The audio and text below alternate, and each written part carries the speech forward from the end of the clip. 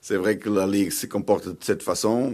Ce que je vous avais dit est que, avant que tout le monde commence à dire qu'on est candidat au titre, ce que j'avais dit est que si le Paris Saint-Germain rate le titre, au moins être prêt, en position de menacer l'équipe, le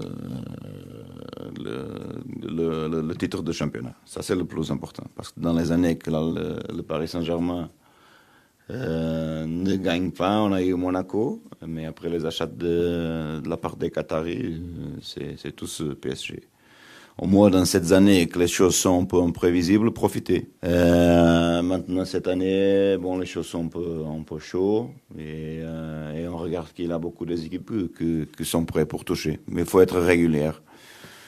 On vient de 4 succès d'affilée, mais oui, il faut profiter. Ce que je n'aime pas de tous, c'est ces 2 matchs en retard. Parce que c'est pas normal qu'on joue le 2 de janvier quand les autres sont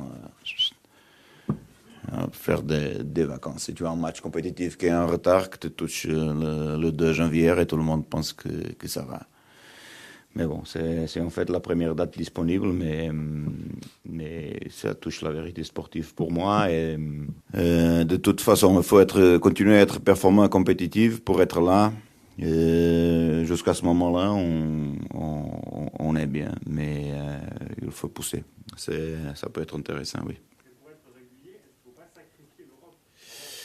Bon, pour répondre à ta question, oui, mais comme on était misérable dans la Ligue des Champions, au moins, en première, sortir avec une victoire, but marqué, pas plus d'un but marqué.